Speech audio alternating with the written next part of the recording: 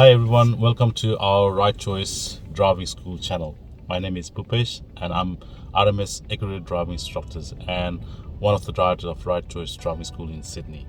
I have been instructing, tutoring and coaching people like you for the last 6 years. Today I'm going to talk about what is observation check, how to do and when to do during your driving test so that you pass your driving test in first go. Some says head check, some says blind spot check, some says shoulder check. Don't get confused, it's the same thing. So you need to turn your head enough to see the area behind you, your blind spot. Otherwise you'll mark as observation error. And remember, 3 observation errors you make fail the test, no matter how great you drove during your driving test. Therefore you need to be very careful about your observation check during the test. First, let's know what is blind spot. A blind spot is an area where you can't see through the side mirrors and rear mirrors. The hidden area on the left, front and the back and the right are the blind spot area while you are in the vehicle and you're in motion.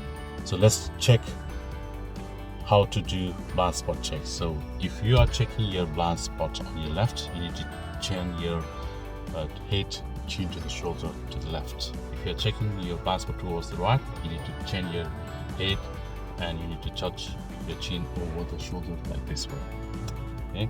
And if you're looking behind while you're reversing behind, you need to turn your head all the way to the back. That's it. Thank you. And I'll show you the demonstration how we're gonna do the observation check while you are driving, while you're turning left, right, and going through the traffic light. Moving off. Good. So indicate for 5 seconds. Check your right mirror, right blind spot. If it's safe, then you move off.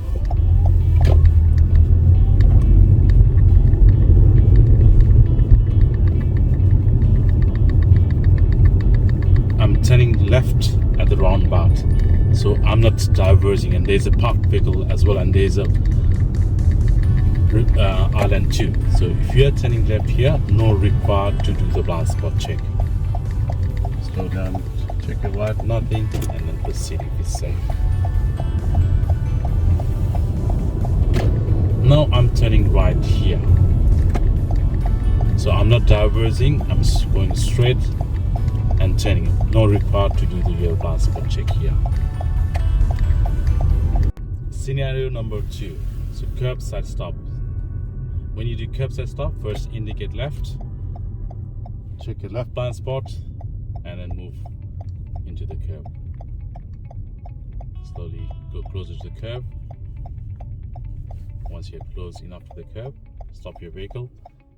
You turn off your indicator first, secure the car, and turn off the engine. It's up to you whether you want to turn off the engine or leave it as it is. I'll turn off my engine now.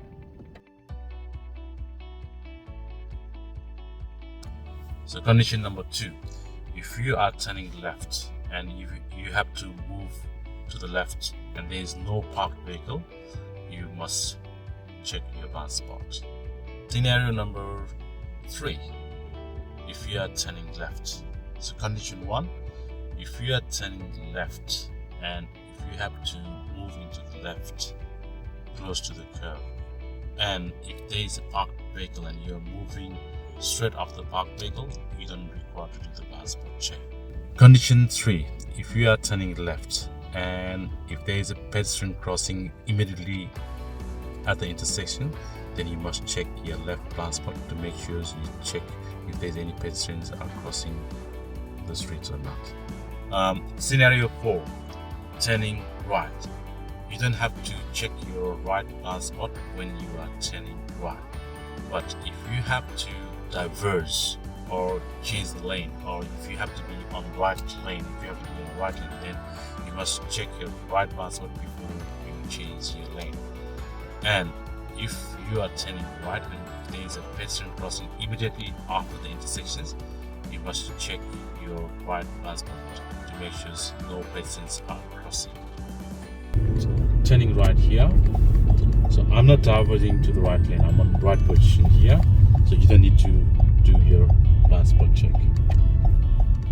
Now we're turning right at this intersection. As you go, you can see there's a pedestrian crossing and there's all-man crossing as well.